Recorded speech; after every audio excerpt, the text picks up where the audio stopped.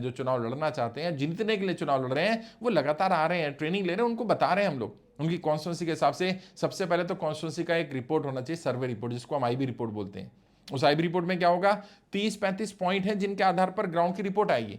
उसमें कैंडिडेट भी एक आधार होता है, पार्टी भी एक आधार होती है, विरोधी भी आधार होता है, कॉन्स्टिट्यूंसी की परिस्थितियों के हिसाब से, बूथ की परिस्थितियों के हिसाब से, और पूरा ओवरऑल एक कॉन्स्टिट्यूंसी का एक जायजा लिया जाता है। इससे पता चल जाता है कि आज कैंडिडेट कहां टिक रहा है, आज पार्टी कहां टिक रही है, और उसमें कितना बदलाव करने की जरूरत है, कितना काम करने की जरूरत है। और उस आईबी रिपोर्ट के बाद यह भी तय हो जाता है कि आपको चुनाव लड़ने में फायदा है कि चुनाव ना लड़ने में फायदा है। कई बार क्या होता है, इंसान को लग रहा होता है मैं चुनाव लड़ूंगा, और चुनाव में लड़के पता चल जाएगा कि मेरे को लड़ने में फायदा हुआ कि नहीं लड़ने में।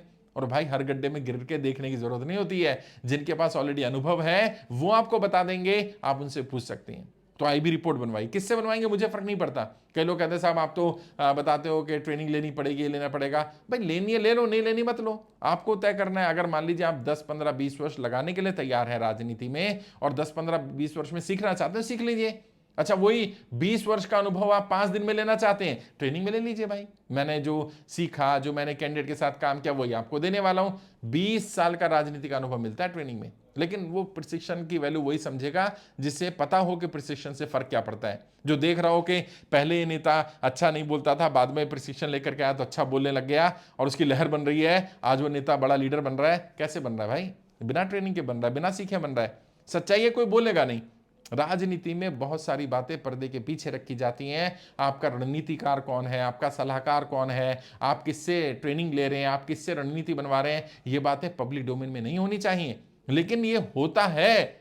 हर सफल सांसद विधायक अपने साथ पॉलिटिकल एडवाइजर रखता है, चाहे वो उसकी पार्टी के सीनियर हो, चाहे उसके अपने नोन हो, अपने परिवार के हो, किसी को भी रखिए, पॉलिटिकल एडवाइजर अपॉइंट करिए। अगर आपने मान लीजिए पॉलिटिकल एडवाइजर अपॉइंट नहीं किया तो क्या होगा, आपको जो लोग सलाह देने आ रहे हैं वो सारी सलाह आएगी, और सलाह क्या होगी, वो खिचड़ी बन जाएगी। अब आपको ये समझ में नहीं आएगा कि मेरे को पहले कौन सा काम करना है, बाद में कौन सा करना है, किसकी सलाह माननी, किसकी नहीं माननी। अच्छा, चुनाव में एक और बड़ी दिक्कत है, हर किसी की सलाह सही लग रही होती है। मतलब जो भी व्यक्ति जो बात बोल रहा होता है, क्योंकि वो हितैषी बन के तो आपका गला काटेगा, वो दुश्मन बन के थोड़ी आपका गला काटेगा। अगर वो विरोधी बन के आएगा, दूसरी पार्टी का झंडा उठा कर आएगा, तो आप समझ जाएंगे और आप उसे भाव नहीं देंगे, आप उसे साथ नहीं रखेंगे।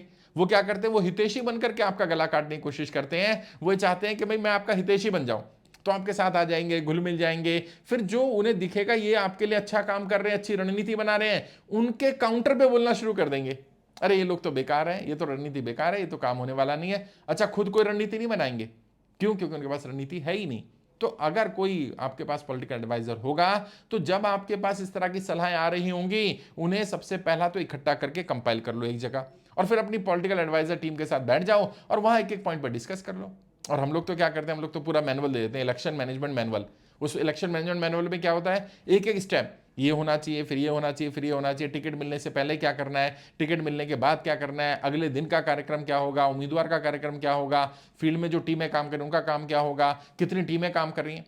भाई सर्वे का काम होगा तो सर्वे का काम कितने दिन पहले होना चाहिए, कितनी बार होना चाहिए। हम काम कर रहे हैं, प्रचार हो रहा है, इलेक्शन में सारे काम चल रहे हैं, ग्राउंड से रिपोर्ट आ गई, सर्वे आ गया, अब सर्वे के बाद क्या करना है, जो सर्वे में रिपोर्ट आएगी उस रिपोर्ट के आधार पर परिवर्तन करने हैं, टीमों में परिवर्तन करने हैं, उम्मीदवार के कम्युनिकेशन में परिवर्तन करने हैं, उनका रोड मैप चेंज करना है। क्या परिवर्तन करने, वो परिवर्तन पता होने चाहिए। अगर आपको वो परिवर्तन नहीं पता होंगे तो आने वाले समय में आप चुनाव लड़ भी रहे होंगे और आपको समझ में नहीं आएगा कि मैं बदलाव क्या